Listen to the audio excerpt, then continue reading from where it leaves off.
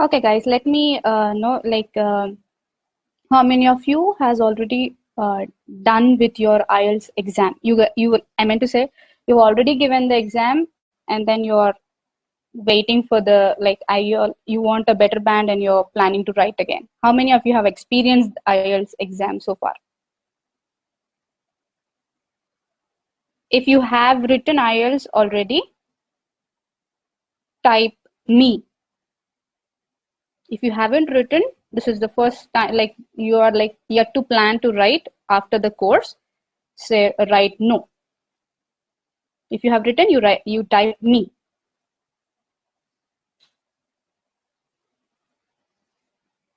No, okay. I've seen 4 no's over here. Okay, that means you haven't written any IELTS exam and you're planning for it. You got into the course. Okay, that's nice. Okay. Okay, one more no. Okay, you haven't written. Okay, so how many of you are for academics and how many of you for generals? If you are academics, write down A. If you are in generals, write down G. So far, I guess you are aware of academics and generals, right? G, we have got 3 G here. Okay. A, we have got one academic student over here. That's nice. G, okay. A, that's nice. Okay. So, okay. Nice. So we have a mix of a crowd.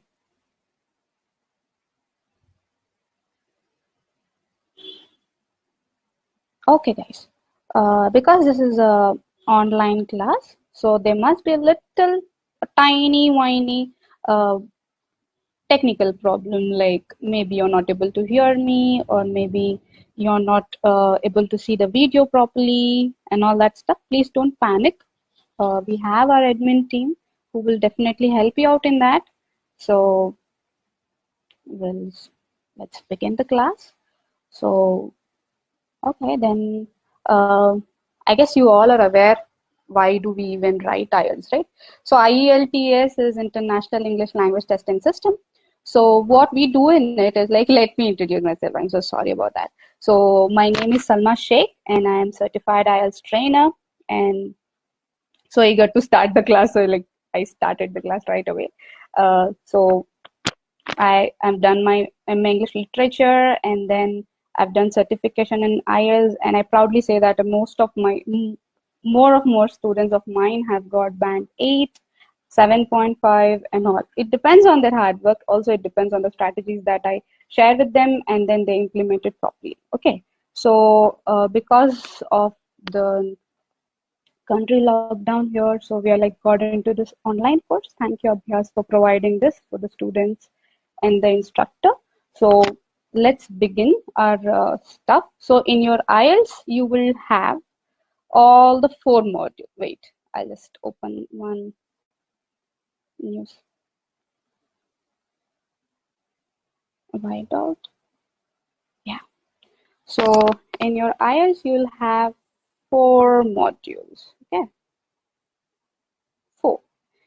L, S, R, and W. Okay. So listening, speaking, reading, and writing. You have all these 4 skills that are tested in your IELTS. What you got to do is like you need to prove them that you are eligible and you are aware of English language, right? So if you're traveling to countries like Canada, New Zealand, USA, Australia, right? So all these countries are English speaking countries, and then you have to be okay. Unable to hear you. Okay, please. You have a mic on your screen. Please click that. So that you'll be able to hear me. Okay, if you're not able to hear me. Okay. Okay then. So Sampat sir is here to take care of that. So what you do is like L, S, R, W. These are the 4 skills that you need to be aware of, right? The first thing is like you need to prove them that you are able to talk English, and you will be doing your best, because that's an English speaking country, and you should be aware that if there is any problem, if there is any problem in the sense, if there is anything that a communication needs, you need a language, isn't it?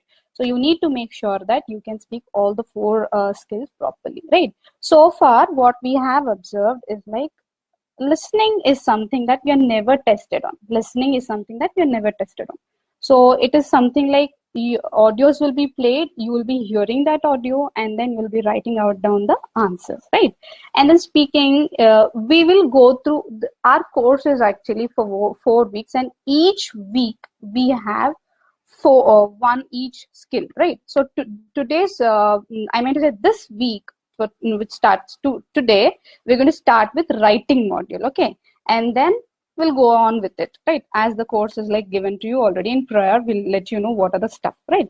So what you're going to do is like, I'll just like simply explain you what is the stuff. In speaking, you'll have a kind of an interview where you have to answer to the questions that is asked, or that is asked, right? In reading module, you'll have 3 passages, and then you need to solve them, and it will have questions, you need to solve them. And then writing module, you'll have 2 tasks where you have to make sure that you write it down.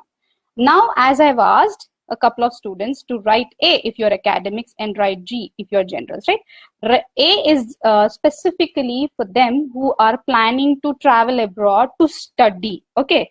So either it is a master's, either it is like graduation, or it's like, what do you say, if you're like want to study anything there, so you will write IELTS academics, okay? There is a slight change in academics and general, so that's why we have something called IELTS academics and IELTS generals, right?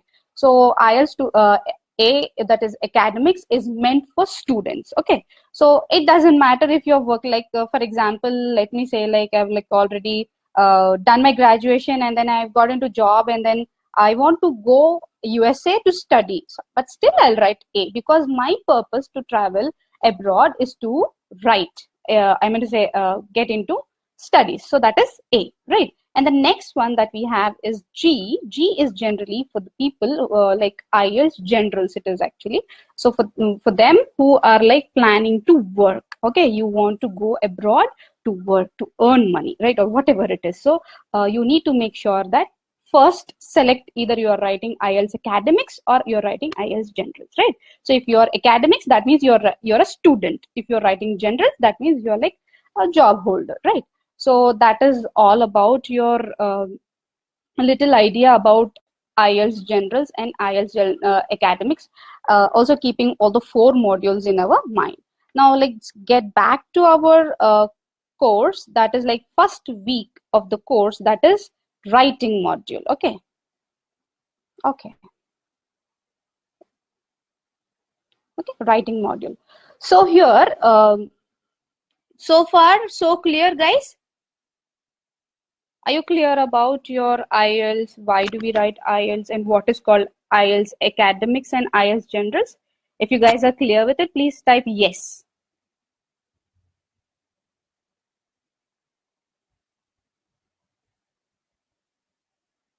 Okay.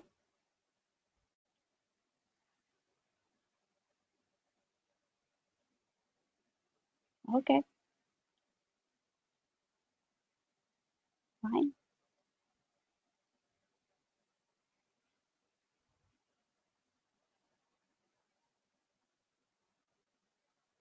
Okay then. So let me just give you a small, tiny thing to explain this writing. Okay. Writing module in your IELTS is a kind of like evidence how well you know this language. Okay. Okay.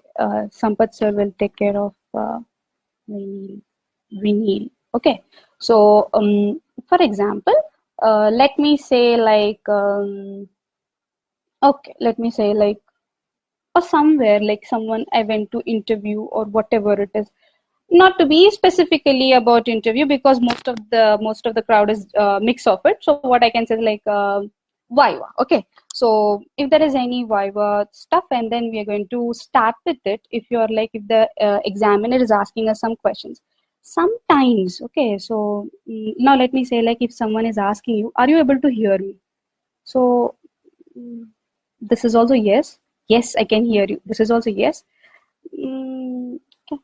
This is also something that yes, right? So what I have done is like I've done something facial gestures where you were able to understand my answer, right? So if someone asks you like, was the class clear? Like, so your expression will make them understand that yes, the class was pretty clear. If you say that, so yeah, something that no, it was not so clear.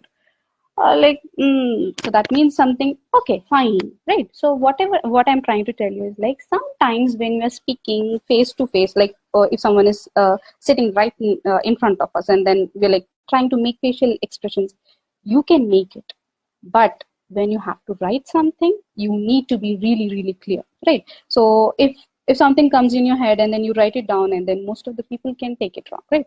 So the thing is, when you're writing, it is something that it's a kind of evidence of your language, how well you know this language.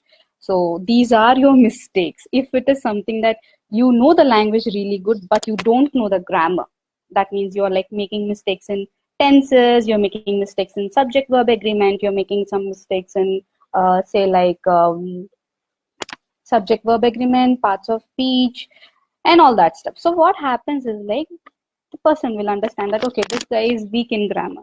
Say like you're not so good at vocabulary, you just have written very plain language. So he will understand that okay, he's bad at vocabulary. So whatever it is, if you're writing your writing module, it is a evidence that how well you know the language, right? So that is something like that. And also, okay, let me tell you one more stuff. Now, for example, okay, my manager has pinged me and he has said me something. And in return, my voice was a little arrogant and I bashed him on the call. Okay. So say like, ma'am, you have to work on Sunday. Okay, let me say that. And the manager called me and he said that you need to work on Sunday. Now I say that, how dare you say that I will work on Sunday? That is not going to happen. I'm not going to do that. Okay. So he might raise a complaint to my CEO saying that one trainer is talking like this. But that complaint can be not so perfect, like maybe he will not be able to explain how I talk.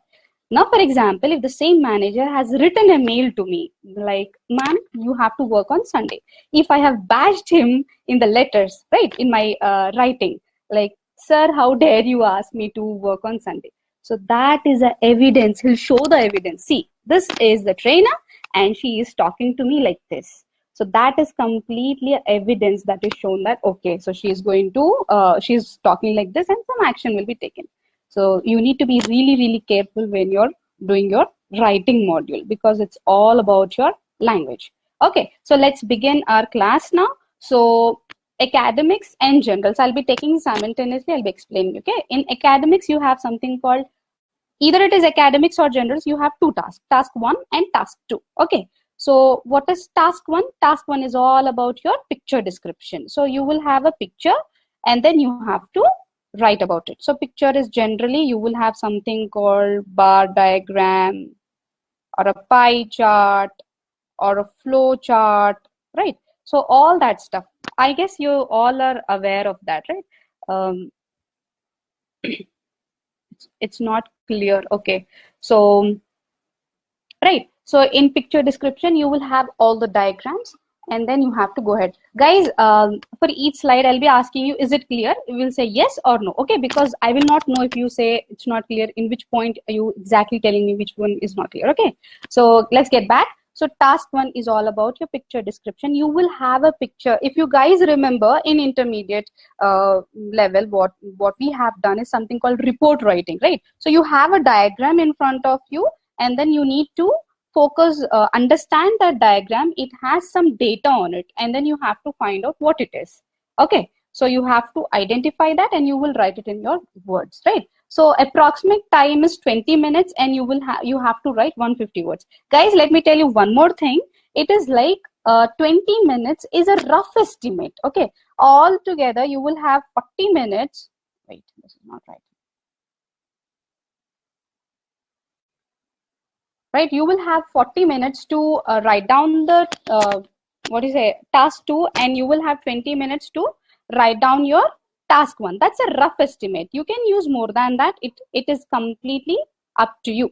Okay, so 40 minutes is completely for your essay, and then you have something called 20 minutes for your task 1. Task 1, why did I write task 1? Is like for academics you have picture description, whereas for generals you have something called letter writing, right? So this 20 minutes is nothing like you need to use only 20 minutes or you need to use only this 40 minutes, nothing as such. It is just like rough estimate. What you can do is like you can use more than that or you can use less than that. It is completely depend on you, right? What you have to do here over here is like picture 1 is like that stuff, and then yeah, because in task 2 you have essay writing and 40 minutes and 250 words, and task 2 has more weightage than task 1, right? Definitely you will try to make sure that you will write for 20 minutes and 150 words for task 1, and then 40 minutes for your essay writing, that is 250 words. Okay, this is the same thing for your generals as well, but there's only one small change in your generals, that is in your task 1 you will have a letter writing. Okay, so academics task 1 is picture description, and then task 1 for generals is letter. Now task 2 is same, that is essay for both the academics and generals. Okay, that's the same thing, only task 1 is a difference. Okay, so is this clear? Task 1 and task 2 for generals and academics. Okay,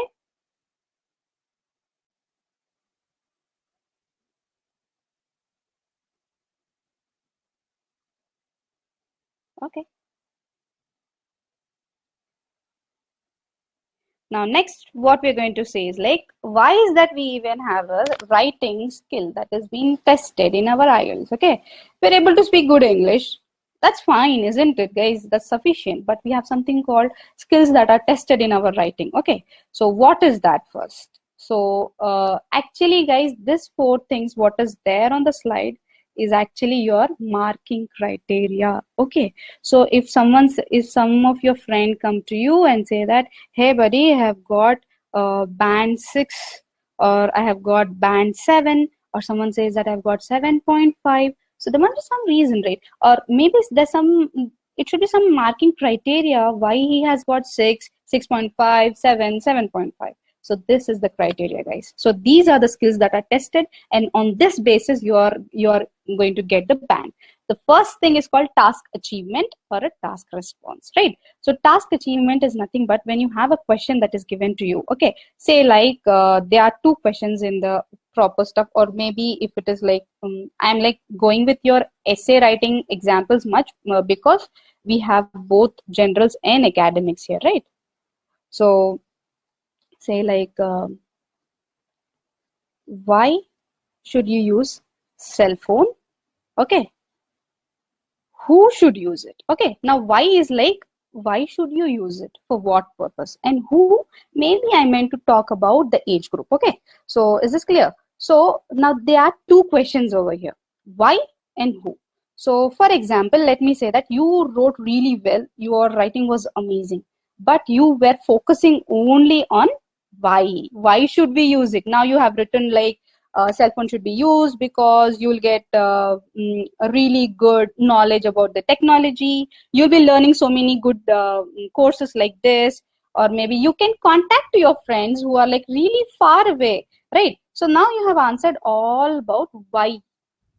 Now you haven't written anything about who should use it. Okay, who. Now what happens is like, you will get 50% of marks in your task achievement, right? You haven't achieved completely, you have written only half of it, right? So that's something that it is something like that. Now task achievement and task response. Response is nothing but when you have essay writing, and then you have in your essay writing, guys, please feel free to write down what you think, right? Why should cell phone be used? Who should use it? Okay, why they should not use it? So you can feel free. It is nothing that, now for example, maybe your idea is like children should not use cell phone. Okay, according to you, maybe your idea is like children should not use cell phone. please feel free to write that, because that is something that you feel, that is your response to the question that is asked to you, right? It is not that you will write only goody things. It is nothing as such. You can write what you feel, right? Maybe that's your answer, that children should not use. Maybe my answer is like children should use cell phone, because in the coming generation you see that lot of people are studying only through technology. So maybe he can have a live class and all through the phone, so he should use it. So that's my answer. So you guys can feel free to write your answer, whatever it is, right? So coherence and cohesion, the next point what we are talking about, coherence and cohesion, is something that's really important. What is it exactly? Is like coherence and cohesion is something, when a question is asked to you, write about that question and write in such a manner which make a proper sense out of it, right? Now, for example, if the question is like, why should you use a cell phone and who should use a cell phone? Okay, now I'm going to write my answer like this, like all the adults should use cell phone who has crossed 18 of age, so that they will understand the proper use of phone, right? So that they don't get distracted. So if nowadays we see that lot of parents are encouraging children to use cell phone a lot. So what happens is like children will get distracted, and then I'm giving you example, guys. They get distracted, and then they go ahead and then they use cell phone. And then I've seen one of my niece who has like used a lot of cell phone, who is like continuous watching cell phones, and then he has a little problem with the eye. That can happen. So this is examples. Fine, don't get distracted. Come back.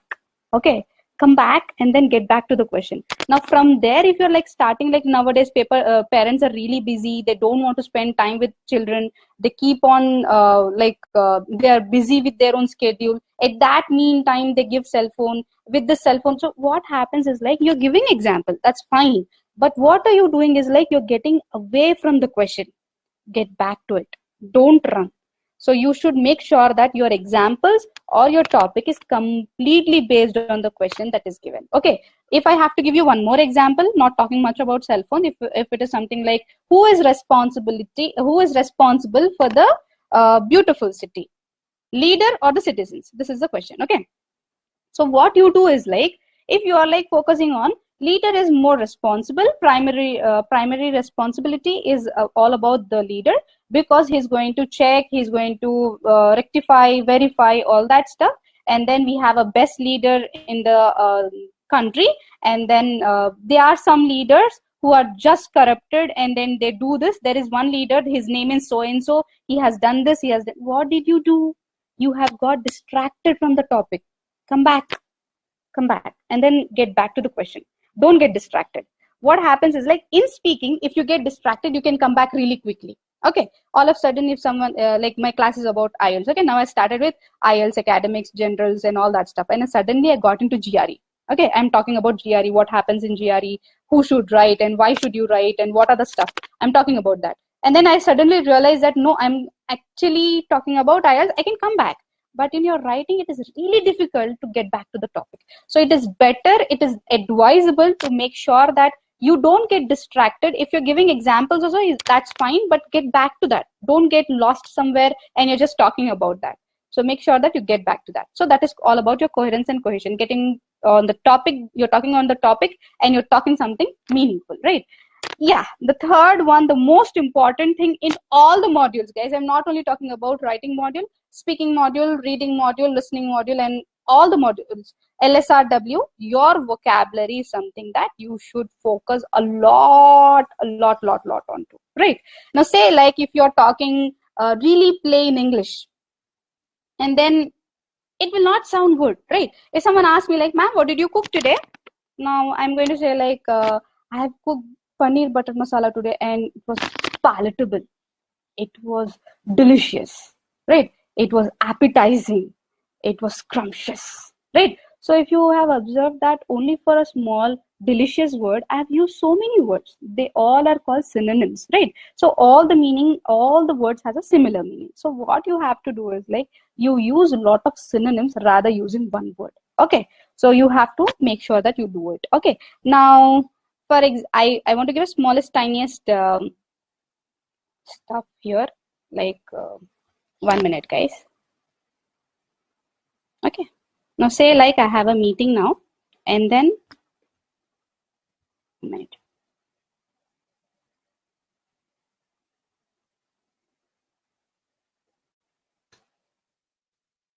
Can you see the text what I have written, guys?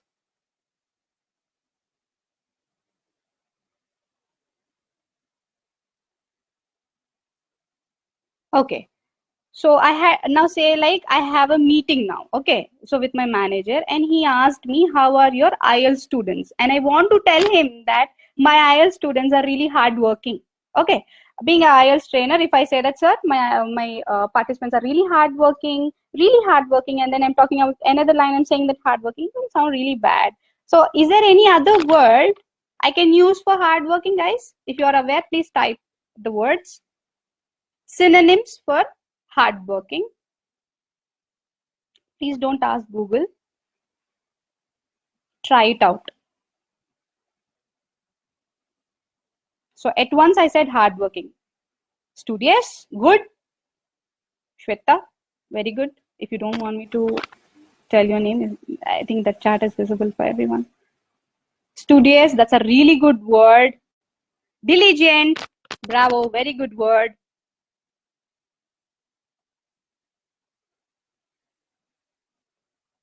What else can I tell? Can I tell my manager? They're very studious, they're very diligent, they're very hardworking. Any other word? Think of it.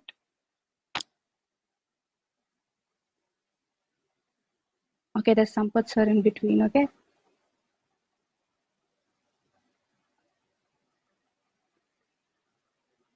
Any other word, guys? Studious, diligent, keen, industrious, very good. Very good. Passionate, very good. Dedicated, okay. Busy, okay. Busy, can that word be? Okay, fine. And zealous, very good. Very good, guys. Very good. I'm so happy to see all those beautiful words on the screen. Very good. So your vocabulary is something that you have to keep in your mind. If you don't use proper vocabulary, you will lose marks over here. So this is something that you will lose marks over here. So the next one is range and accuracy in grammar. Right? Definitely, grammar is a structure of language. You need to make sure that the structure of the language is put appropriately. If you miscalculate or if you put the tenses, subject, verb agreement, degree of comparison in a wrong way, you will make sure that you're losing band, right? So grammar is the most important thing. Ambitious, very good, right? So that is something that you need to make sure of it. So what I'm now, how is that? As I said, that all these four stuff are something that you're going to get proper band. So consider each of them as 25% of your band. Task achievement, task response 25%, coherence and cohesion 25%, vocabulary 25%, and range of accuracy in grammar 25%. So this is all about your proper band. Okay, so far so clear, guys. Should I get into next slide? If you're clear, type yes. Okay, nice, nice. Happy to see that. Okay, so next comes like, yeah, now how to tackle writing. We have understood that we have IELTS academics, generals. Yes, we got to know that these are the criteria to go ahead. Task achievement, task response, coherence and cohesion, vocabulary, grammar, all these things are there. Okay, we got it. Now what should we do? Now that's a question. The first thing that comes in our head is content, right? So this is the master, guys. Now let me tell, like, if someone asked me to talk about IELTS, and then they say that, ma'am, you have to talk about IELTS for 1 hour. So I'm like pretty comfortable to talk about IELTS without any hesitation. You know, I'm like fine, either it is online class, offline class, either my class has IT company, IT employees, or it is academics. I'm fine with it. Why? Because I have content in my head. I know what it is, what IELTS is. If someone say that, ma'am, talk about Java,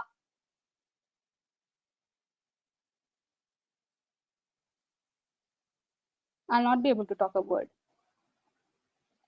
Or maybe I'll be able to talk for 2 to 3 seconds, guys, to be really frank. Okay, if someone asks me to talk about how does this thing work, how does a motor work, machine work, I don't know, right? Because I don't have a content in my head. If you don't have a content, you will not be able to write anything, isn't it, guys? Agree?